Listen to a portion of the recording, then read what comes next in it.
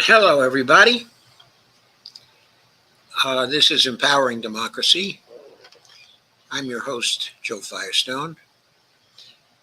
And our topics for tonight are the Hyper-Imperialism Report, Summer Lee, and that F-35. Of course, that F-35 refers to the tweet from Pepe Escobar,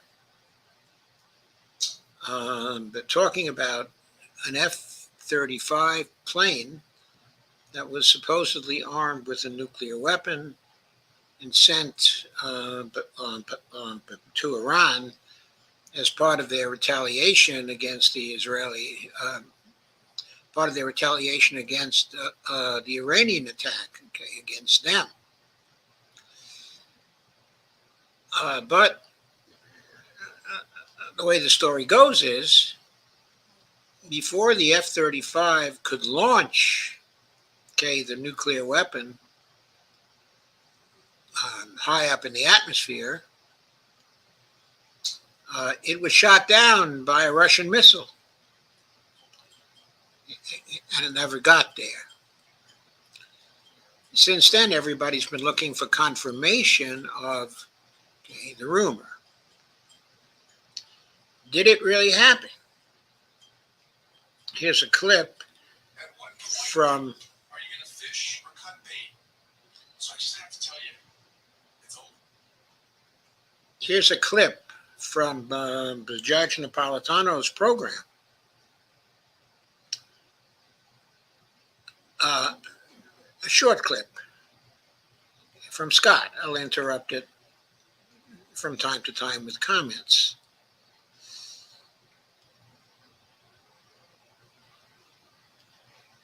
But here it is. The Israelis attempt to detonate a nuclear facility over Iran until the Russians stepped in. Is there any truth to that? Well, I know Pepe Escobar is a very well-known journalist who has published a post. He says he's getting ready to write a more in-depth article about this. I will say this, Pepe has his sources and he stands by those sources. Sometimes sources say things that journalists muddle in the interpretation. There's no aspect of Pepe's story that stands up to technical scrutiny, meaning that the story he defined an F-35, a nuclear EMP weapon shot down over Jordan or Syria or someplace in that area by Russians, none of that passes the smell test. The F-35, you pick an F-35. Okay, so I'm also skeptical of the F-35. A number of other people as well as Scott have been skeptical of it. Also, Larry Johnson has been skeptical of the story as well. And to be fair, Pepe Escobar is also skeptical about it, but he has two sources and he trusts those particular sources. So he's reporting the story. He's not necessarily saying he believes it, but let's go on. For its stealth properties, it's not the ideal delivery system. If you were looking for a better delivery system, it would be the F-15E, which Israel has. But you pick the F-35 for stealth, which means you're limited to the weapons that you can put into an internal weapons bay to maintain your stealth configuration.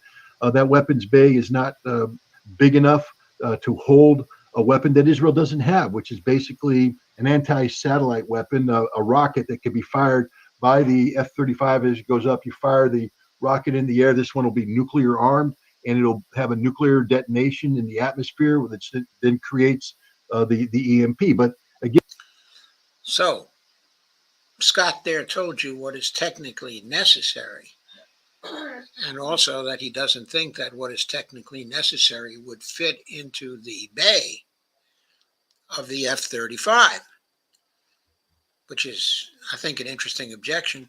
again, the size of the warhead on that translates into a very small area in Iran that would be affected by this, meaning that it has no strategic, uh, utility. It makes no sense. And plus, Russia's shooting it down. How does a Russian airplane get through America's air defenses, through our AWACS, through our coverage? Well, I think the story there was a little garbled, because the way I heard the story is that a Russian missile shot it down. I may be mistaken about that, but that's the version of the story I heard. Now, of course, missiles can be launched from planes. So the planes might have been outside of the airspace that's defended by the Americans, and they could fire the missile into the airspace. I'm not saying that's what happened, but just thinking out loud here. To shoot down an F-35 in stealth mode. And there's no debris, there's nothing. I would say that Pepe, There's a key point. There's no debris, there's nothing. Pepe's been taken to the cleaners on this one, but he has his sources. He's going to write something.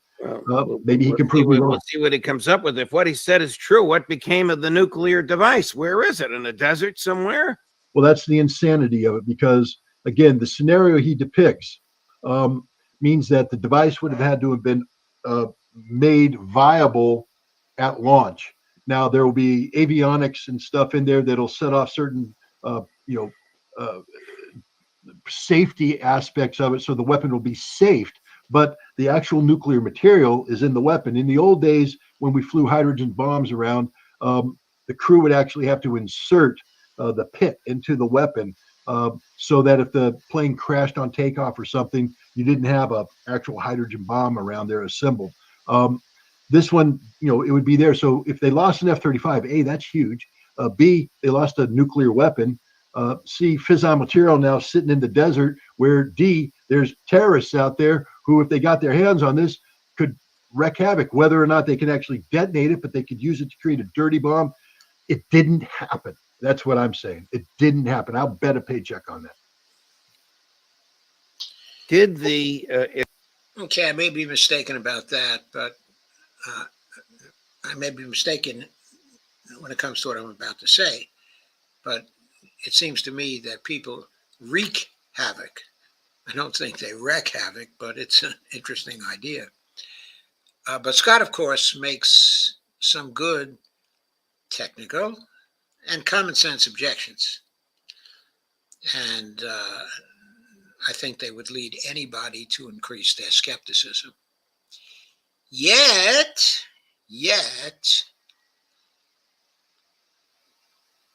there was a tweet from Pepe today, and I'm going to share the screen for the tweet. And you should be seeing it now. And it says, the nuclear F-35 mystery final update. Well, the final on Twitter.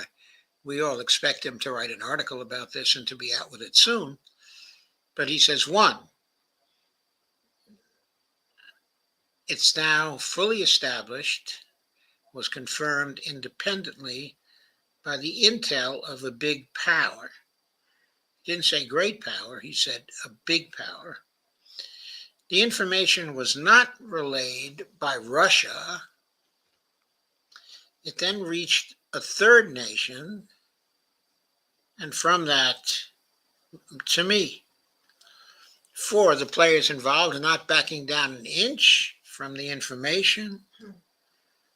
I was privately provided with 2 examples of the accuracy of recent intel by the big power on 2 separate big developments in Asia. The source that contacted me notes that quote, sometimes after news has entered the media space, there is no choice but not to provide clarification, unquote. Also, additionally, a senior Russian diplomat who does not know the information said to me the following: one, quote, that is entirely possible, unquote.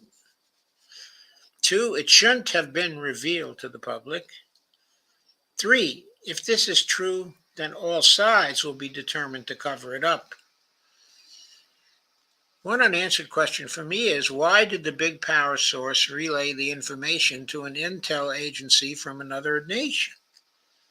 I tend to believe this was to erase its tracks in the chain, particularly because my initial source has now revealed that the big power gained their intelligence firsthand, and that it was not transmitted to them by the Russians, the Iranians, or other direct parties to the hot war in Asia.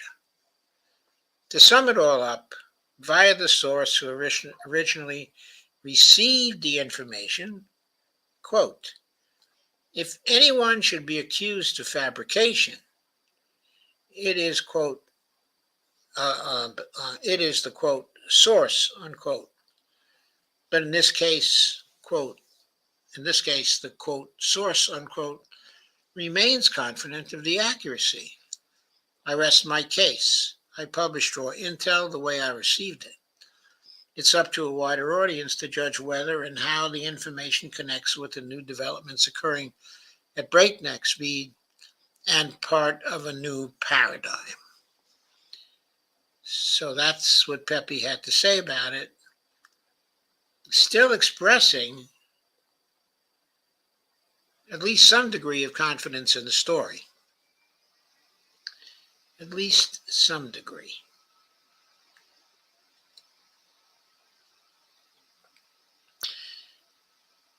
So at least one comment had this to say, Tim Burke, where is the wreckage from the shot down F-35? Why wasn't a second plane sent with a bomb after the first was shot down? The lack of answers to these questions casts doubt on your claims.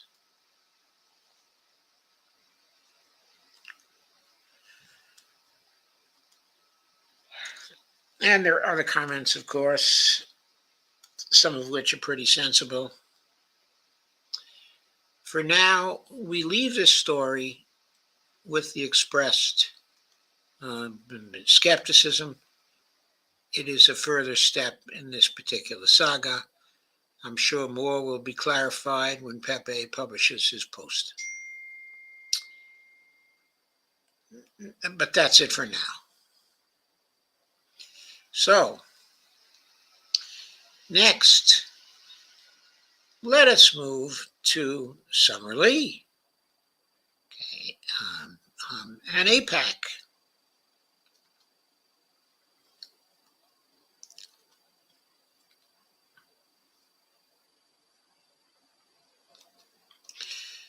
This article is from Mondo Weiss, and it was written by Michael Aria. The headline is, AIPAC stayed out of Pennsylvania so they won't lose to Summer Lee again. Representative Summer Lee easily won her primary in Pennsylvania's 12th district. Israel lobby groups stayed out of the race as support for Palestine surges among Democratic voters. Quote, opposing genocide is good politics and good policy, unquote, Lee said after winning. And there she is, Summer Lee. The photo is by Mark Dixon, of her campaigning for Congress. On Tuesday night, Representative Summer Lee, Democrat of Pennsylvania, won the Democratic primary in Pennsylvania's 12th district, defeating challenger Bhavini Patel. With 95% of the vote in, Lee is up by over 20 points. So Lee had won. There's no way to get back up from 20 points down with only 5% of the vote still left. Patel An Edgewood council member was backed by moderate PAC, which was formed to target progressive candidates and is primarily funded by the Republican billionaire Jeffrey Yass. Maybe it's Yass. I don't know. Is it Yass, which rhymes with ass, or is it Yass? I don't know. I will leave that to you to find out. Lee did not accept any money from corporate PACs. Quote, our movement is expansive enough and big enough for every one of us, that each and every one of us can lay down our arms and cease fire so that we can have peace from Pittsburgh to Palestine, declared Lee in a victory speech. 2022, Lee became the first Black woman elected to Congress in Pennsylvania. Despite the efforts of pro-Israel lobbying opposing her campaign, the American Israel Public Affairs Committee, AIPAC, spent more than $4 million trying to stop Lee, that's big money, in a congressional race, backing former Republican staffer Steve Irwin in the Democratic primary, and then GOP candidate Mike Doyle. It was the first time the organization had intervened against a Democrat in a general election. Lee became a target of AIPAC after criticizing Israel's 2021 assault on Gaza. Quote, when I hear American parles using the refrain, quote, Israel has the right to defend itself, unquote, in response to undeniable atrocities on a marginalized population, I can't help but think of how the West has always justified an indiscriminate and disproportionate force and power on weakened and marginalized people, unquote, she tweeted. Quote again, the U.S. has never shown leadership in safeguarding human rights of folks it's othered. But as we fight against injustice here in the movement for Black lives, we must stand against injustice everywhere. Inhumanities against the Palestinian people cannot be tolerated or justified, unquote. Lee faced immediate backlash from pro-Israel groups over the tweet, but unlike many politicians, she refused to back down over the criticism. Asked about the tweet during an event with the Jewish Community Relations Council of Greater Pittsburgh, she defended her position. Quote, I was seeing, as a Black woman, somebody who has also experienced oppression. We as Black folks have experienced global oppression and really looking at the parallels and being startled, unquote. She explained, quote again, that was, I believe, a year ago, also during Ramadan, when we saw a mosque being raided. And by the way, the Al-Aqsa Mosque was raided again. And I'll be talking about that later on D Show. Those are folks, going on with the article, who were in their most vulnerable point, and they're holding on, praying, and breaking fast. And that was an internationally recognized event that happened. That was an escalation unlike we had seen. And what I heard and what I continue to hear was, instead of a cry out to say that was not okay, instead what I saw were American politicians rushing to use that phrase, that Israel has a right to defend itself. Quote again, the question was, what were they defending themselves against at that moment? And I think that that was specifically what that tweet was speaking about, unquote. Lee continued, quote, when we are saying that a powerful entity has a right to defend itself, when no one had done anything needing a defense, that was a parallel that was drawn between Trayvon Wright and George Zimmerman, who instigated it, and then saying he had a right to defend himself. That's what I was seeing as a Black woman, and recognizing that parallel and the trauma that comes with it.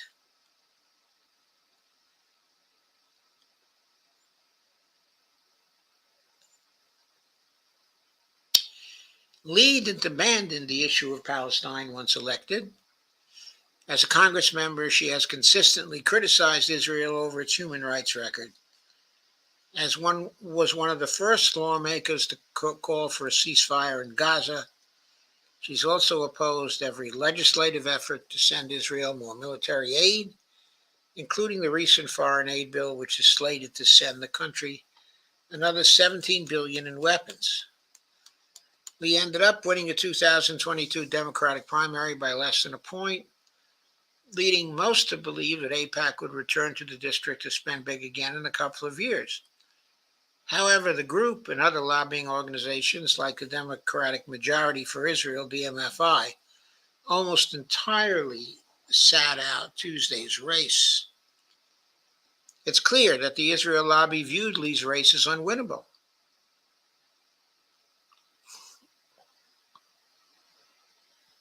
And there's good reason to believe they were right in recent years. Poll after poll is showing that support for Israel is declining among Democratic voters. Sympathy for the Palestinian cause is increasing. Although most Democratic lawmakers remain largely supportive of Israel, the numbers indicate that they are out of step with their base. This is especially true when it comes to a ceasefire. The February Data for Progress found that a staggering 77% of Democratic voters believe President Joe Biden should demand a permanent ceasefire in the region. 69% of independents said they back one.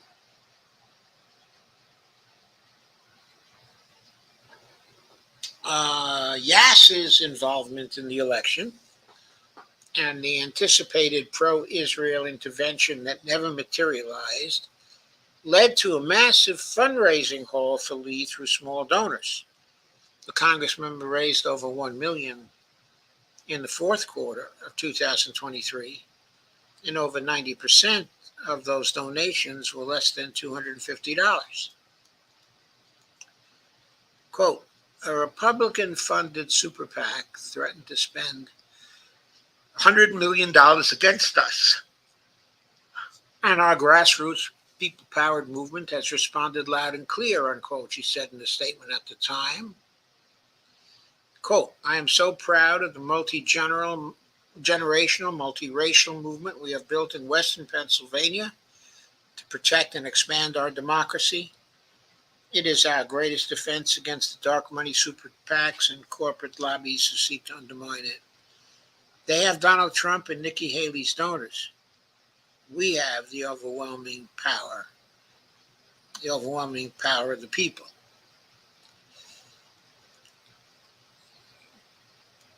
Despite their absence from Lee's race, AIPAC is set to spend more than $100 million targeting Israel critics in this year's election.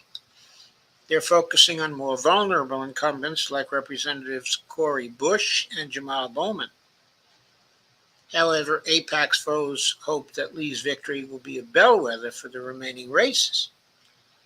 In a tweet shortly after her win, Lee wrote, quote, opposing genocide is good politics and good policy. Hashtag ceasefire now, unquote.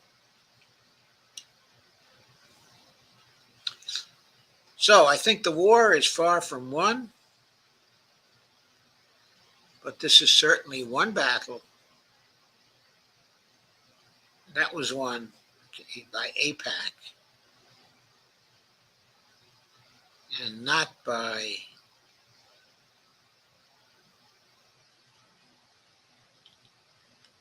that foreign money coming into this campaign.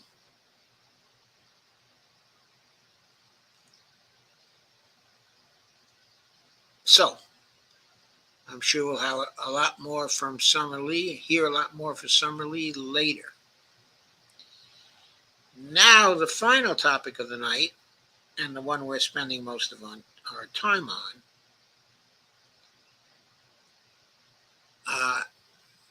I'm going to go to that in a minute, but I do want to check and see how things are coming with the stream. Well, pretty good. And we have Andy.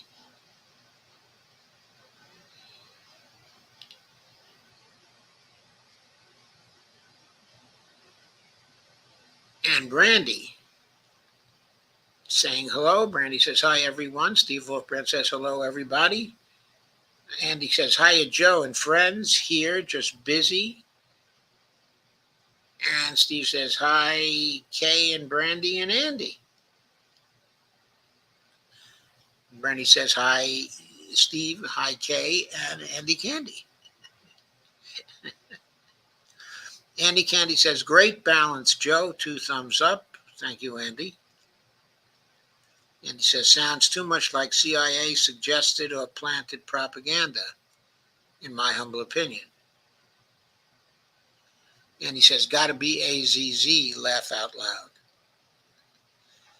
Steve says, the USC campus has been closed. Things are getting close to home.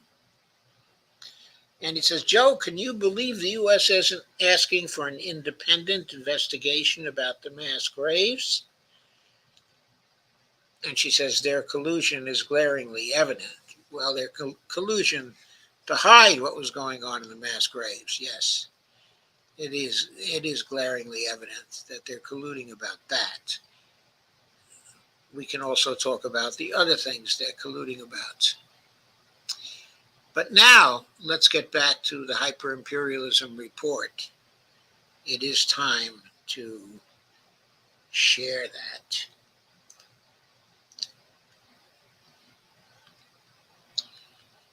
The report itself is on the web. It's also in PDF form, and you can download the PDF version. I have that as well as the web version. The headline is Hyper-Imperialism, a dangerous, decadent new stage. New stage of what? New stage of imperialism, of course. Our largest study explores how the decline of global North hegemony has shifted the geopolitical landscape and opened new possibilities for emergent organizations of the global South. This is dated January 23rd, 2024, and it's in English, of course, and Spanish, and Portuguese, and French, and that's probably Chinese, I would think. I would hope. But I don't know.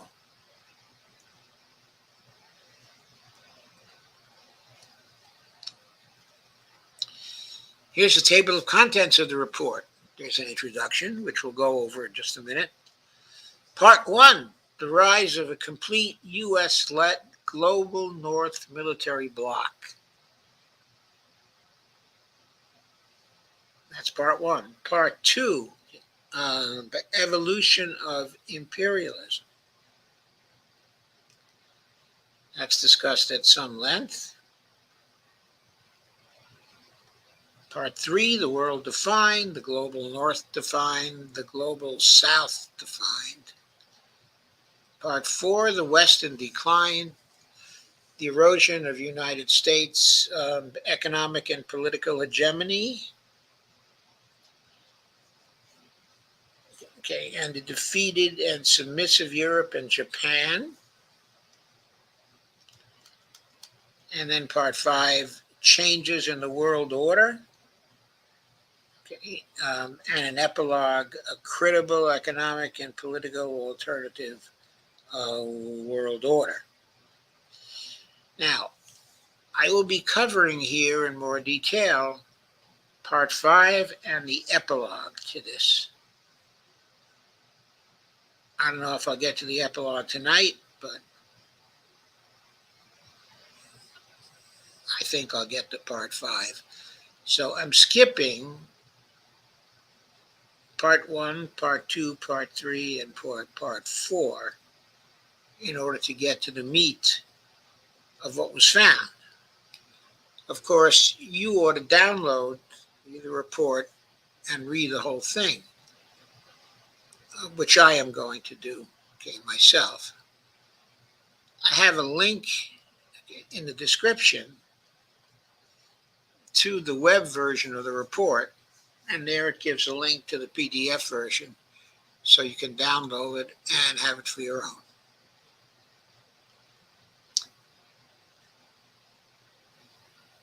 But now let us go back to the report itself.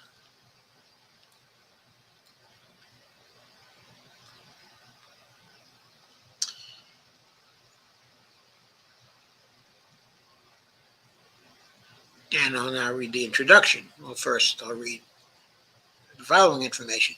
Research for this document has been conducted collectively for over a year and has received contributions from many scholars and socialist practitioners.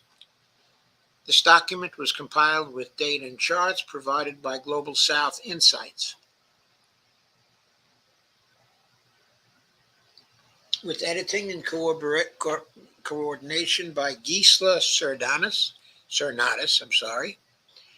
Michaela Nando Erskog, Chica Moreno, and Deborah Venezial. The data and charts for Part 4 of the document rely heavily on published research by economist John Ross. Here's the introduction.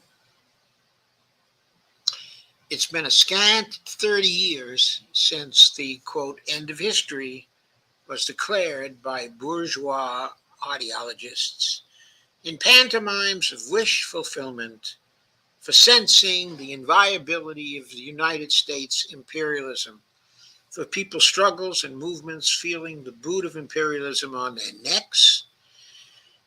No such end was in sight in the face of violent repression such as Brazil's Carajas massacre.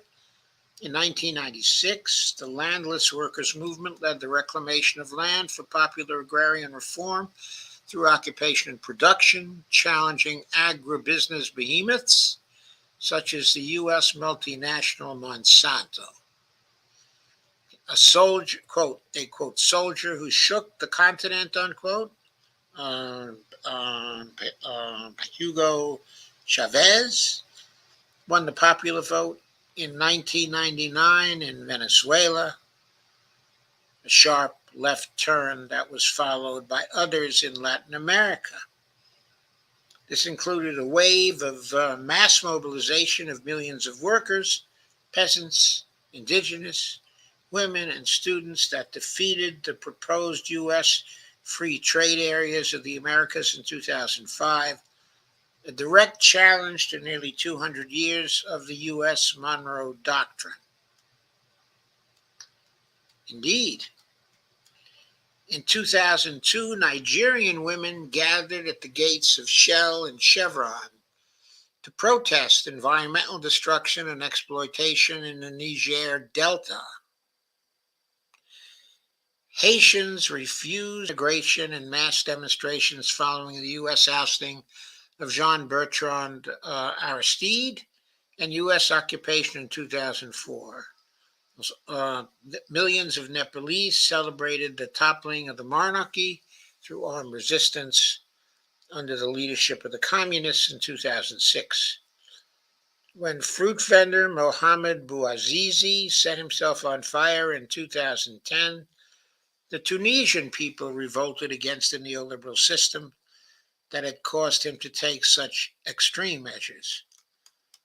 In subsequent years, changes, sometimes small and imperceptible, at other times volatile and explosive, unfolded. These involved both popular movements and state actors, in some cases extremely powerful ones. The U.S. was confronted by a rising economic powerhouse in China, growing economies in the global South, which overtook the global North's GDP in purchasing power parity PPP terms in 2007. Years of domestic capital investment for the financialization of the economy and the loss of manufacturing superiority, which of course we gave away by exporting our industries rather than our goods, exporting our industries to China, allowing the neoliberal elites to move the industries to China. How could we have stopped it? Easily. We could have passed laws to stop it. If the Supreme Court had objected to those laws, we could have packed the Supreme Court. Easy.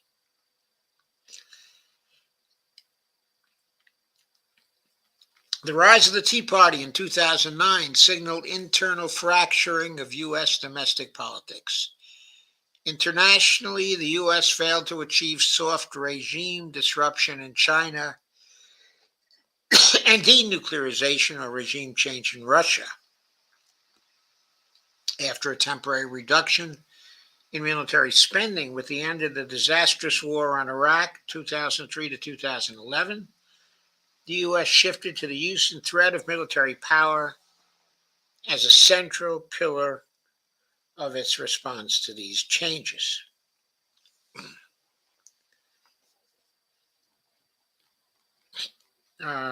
Hegemony is historically lost in three stages: production, finance, and military. The United States has lost hegemony in production, although it still has some remaining areas of technological hegemony, including those related to the military. It is seeing its financial hegemony challenged, though still in the very early stages and revolving around the status of the US dollar. Even though the economic and political aspects of its decline might be accelerating, it still retains military power, creating a temptation for the United States to attempt to overcome the consequences of its economic decline by military or military-related means. The U.S. has defined China as its strategic competitor. The minimum program of the U.S. is the containment and economic diminishment of China, sufficient to guarantee the U.S.'s own perpetual future economic hegemony. From its own point of view, U.S. capitalism is rational in its attempts to limit China's rise. Failure to do so would erode the relative advantage the U.S. has in controlling higher levels of productive forces and the resulting monopoly privileges that control entails.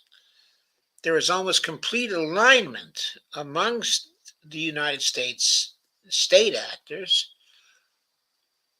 to continue to manage decoupling from China, despite the near impossibility of fully remodernizing U.S. productive forces domestically, and to advance military preparations against China.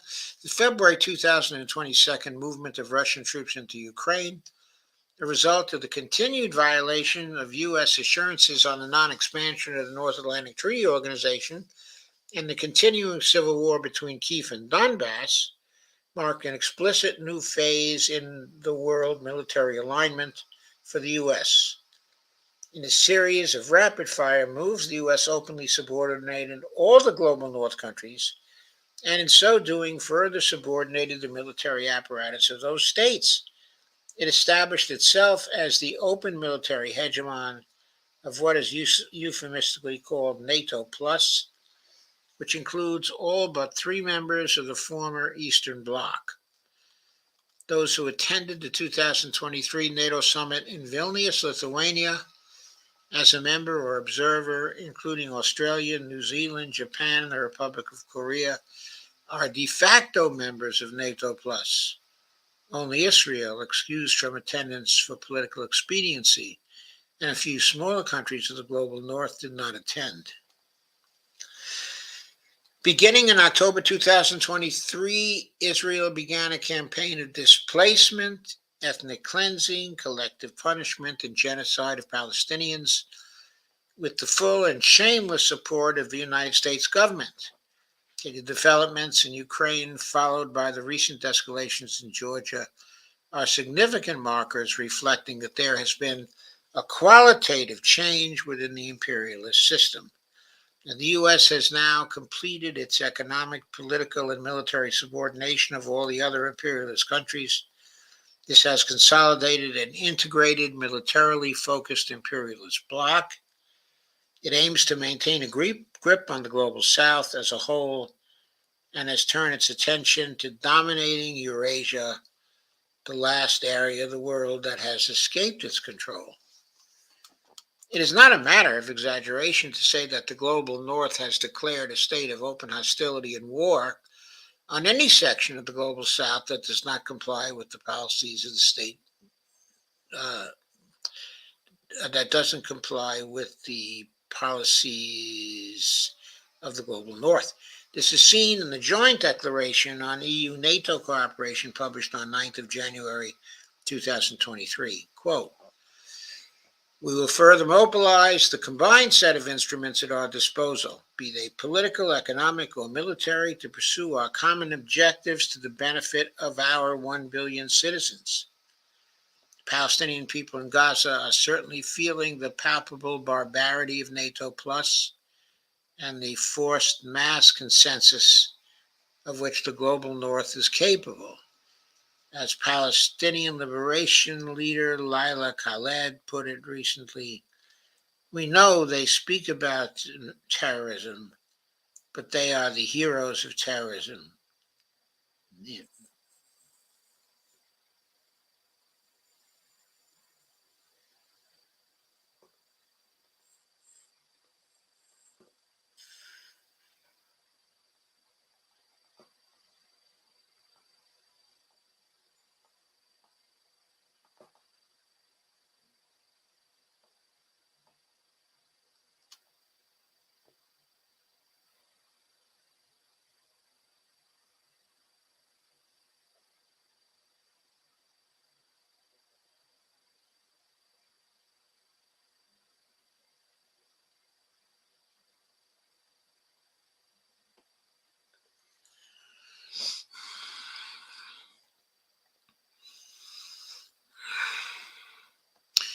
Going on with the article, a Palestinian liberation leader, Laila Khaled, put it recently. We know that they speak about terrorism, but they are the heroes of terrorism. The imperialist force everywhere in the world, in Iraq, in Syria, in different countries, are preparing to attack China. All of what they say about terrorism turns out to be about them. People have the right to resist with all means to it, including the armed struggle. This is in the Charter of the United Nations. So they are violating the rights of people for resistance because it's their right to restore their freedom. And this is, and I say it always, a fundamental law. Where there is repression, there is resistance. People will not live under occupation and repression. History taught us that when people resist, they can keep their dignity and their land. Imperialism has begun its transformation to a new stage, hyper-imperialism. This is imperialism conducted in an exaggerated and kinetic way, whilst also subject to the constraints that the declining empire has foisted on itself. The spasmodic quality of its exertion is felt by the millions of Congolese, Palestinians, Somalis, Syrians, and Yemeni living under U.S. militarism, whose heads instinctively jerk for cover at sudden sounds. Yet this is not the full-blooded march across the globe that the Cold War initiated, fought in proxy battles that were followed by economic imperialism through the World Bank and other development institutions. It is the imperialism of a drowning billionaire who firmly believes he ought to be back on his yacht. It flexes the muscles of power that is still strong, the military, however absent productive power, and knowing that financial power is at a tipping point. The full suite of imperial technologies of control that the U.S. once had is no longer at its disposal. It therefore channels its efforts through the mechanisms it has most at hand: culture, the control of truth, and war. I think that's very well put, especially that last point: culture, the control of truth, and war. The tactics of hyper-imperialism are shaped partly by the modernization of hybrid warfare, which includes lawfare, hyper-sanctions, seizure of national reserves and assets, and other matters of non-military warfare. New technological tools of surveillance and targeted communication characterizing the digital age are deployed to wage imperialist control of the battle of ideas. This has involved implementing more perverse and covert methods against the truth, such as the political imprisonment of WikiLeaks publisher Julian Assange, who exposed numerous crimes against the global South. The global North is an integrated military, political, and economic bloc composed of 49 countries. These include the US, the UK, Canada, Australia, New Zealand, Israel, Japan, and the secondary Western and Eastern European countries. In the military arena, Turkey as a NATO member, the Republic of Korea, and the Philippines, de facto militarized um, um, colonies of the U.S., are included in our definition of the U.S.-led military bloc, even though they are part of the global South. Uh, okay, that's interesting if you want to include them, but especially with respect to Turkey, there's been an increasing amount of independence expressed since 2022. And if one is looking for a trusted NATO member, I think Turkey ain't it anymore. Over the last 20 years, the global North has endured a significant relative economic decline, along with the political, social, and moral decline. It's false, quote, moral, unquote, claims of civil rights and, quote, press freedom, unquote, are now complete mockeries as they seek to make illegal the public, including online support for Palestinian rights. This full-on support for the humiliation and destruction of the darker peoples of the world is reminiscent of past centuries, exposing what can be described as collective, quote, white fragility, unquote. The global South countries comprise former colonies and semi-colonies, a few non-European independent states, and current and former socialist projects. The struggles for national liberation, independence, development, and total economic and political sovereignty still need to be completed for most of the global South. Despite the limitations of the terminology, we will use the term global North and occasionally, quote, the West, unquote, an often used hollow phrase, interchangeably with the more accurate term of the US-led imperialist camp, quote unquote. We'll analyze the global North in 4 rings. The rest of the world is currently known as the global South. Much of it was previously called the Third World, quote unquote. We will analyze the global South in 6 groupings, unquote, that are determined by the relative degree to which a country is a target of regime change and the role its government plays in publicly advancing international anti-imperialist stances, both in Figure 1. The global North is engaged in much higher levels of generalized conflict with the rest of the world, the global South.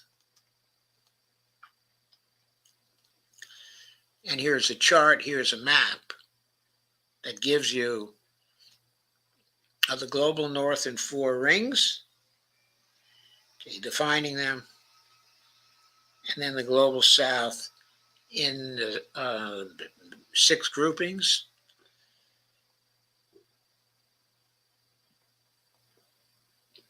So you see the color coding. It's quite clear, the US and Canada.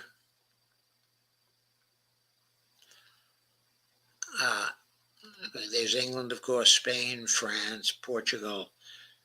The nations of Western Europe are those at the European core. They're not as dark as the United States and Australia, and New Zealand are.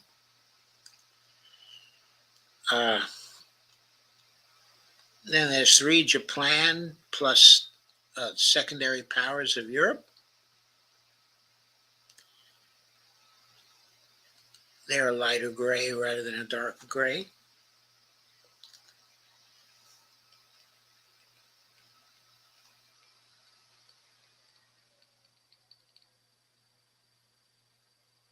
And then there's the former East European bloc here, okay, in Europe. And there's the global south in 6 groupings. There's socialist, okay, independent nations. There's Cuba, Venezuela,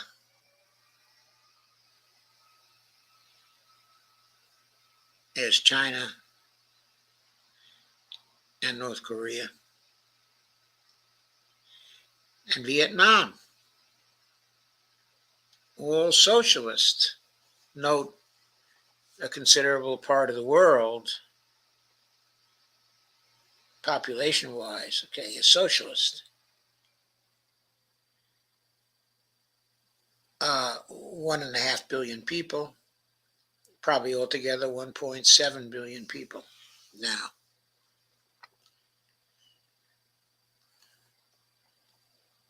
There are places that are strongly sovereignty seeking.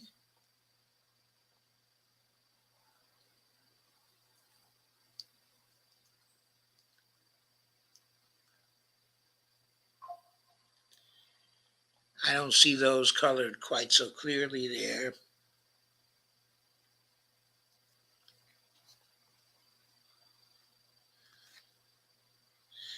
And there are current historic,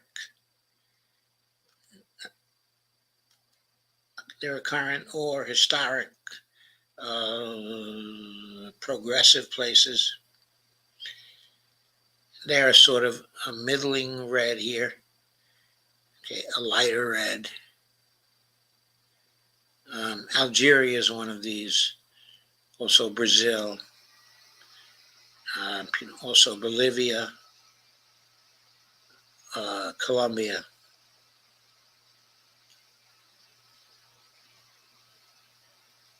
I don't know where Costa Rica fits here.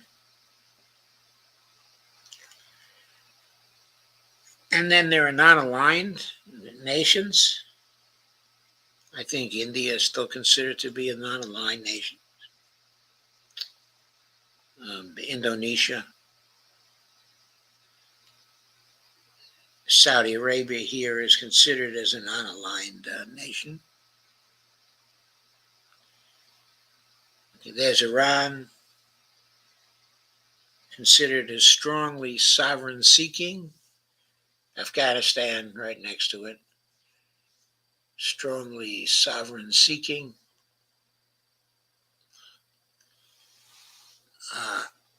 So this map gives you an idea of how the authors divide up the world. So that's the end of the introduction. We're now at 8:53. So I'm going to consider your comments. And next time, I'm going to go through parts 5, okay, and the epilogue, which should take most or all of the show for tomorrow. So that'll be my topic for tomorrow. For the rest of tonight, I'm going to consider your comments. And then at 9, I'm going to go over and join Dee's show. And I hope that you will join me.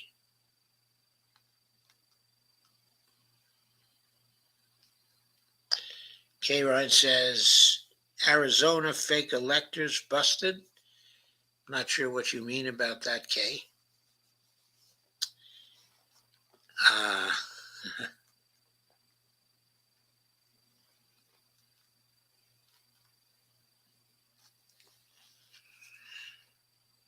Okay, I hope you liked that coverage of the Hyper-Imperialism Report. I think it's a very, very important report. In some ways, you can see it from the introduction, but it really gets good when we get into the final parts of the report. Huh? What was you were talking about the port or court? I was talking about the Hyper-Imperialism Report. Report, yes. And you just woke up. No, I've been listening. Oh, okay. Anyway, I've been reading from the report in order to give the introduction to people. Well, what was it about? Okay, the report is about, generally speaking, what is going on in the world, and also dividing the world into various parts, involving the global south, of course, but also dividing up the global north into different regions. This is all preparatory to report on the characteristics of the various parts of the world. Yeah. And tomorrow we're going to summarize it by going over part 5. What are we in? We, of course, are in the global north. With We are golden what? the global north. Oh, global north. We are in the core of the global north. Kay Ride says hi to Bonnie. Thank you, Kay. And what the core of the global north is about is it's the center of hyper-imperialism. Oh. We are the center of the hyper-imperialist group or bloc. Okay, now We're not next, respected. well, we're still very respected for our power. No, that's the individuals might be, but not everybody. I don't think the U.S. is respectable anymore. Well, it may very well be the U.S. is not. Certainly, in many areas of the world, we are not respected very much anymore. That is because our behavior has been so reprehensible. Andy says the report was so well written, I thought it was by Pepe. Oh. Well, it was by people, some of the people I think are certainly friends, okay, of Pepe, but the Tri-Continental Institute, okay, is being run by Vijay Prashad. Okay, if I'm not mistaken, he is the director of the Tri-Continental Institute. And he is a very, very respected writer and commentator, and his knowledge of international relations is encyclopedic. He often can be found, being interviewed on the Breakthrough News program. I've seen him on there and on various other programs. He's often working with Noam Chomsky, and their collaboration has been very, very interesting. But Vijay is brilliant. Isn't young Chomsky pretty old? He's very old, honey. He's even older than we are. Yeah. He's in his 90s. Yeah.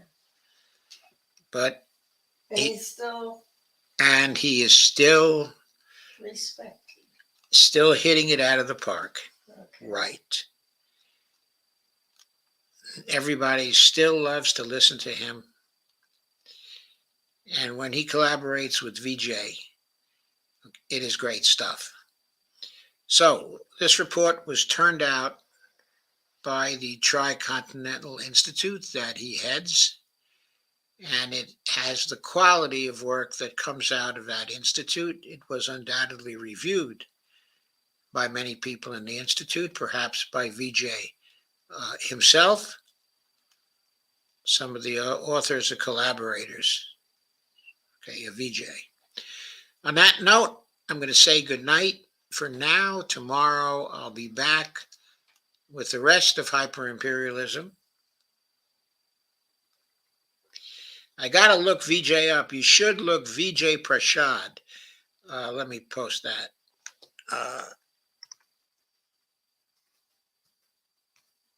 There's his last name. Oops. Forgot the A. Vijay Prashad. I will give you his first name too, which you had right, Is it Andy. now against the law to say that we're ashamed of what the... No, it is not now against the law. We still have, okay, a little bit of free speech in this country left, though everybody in Congress seems to be doing their best to snuff it out, especially free speech at the universities in our country. But folks, that's all for tonight. I'll be going over to Dee's now and joining her show, and I hope you will go over with me. Her show promises to be very, very good this evening.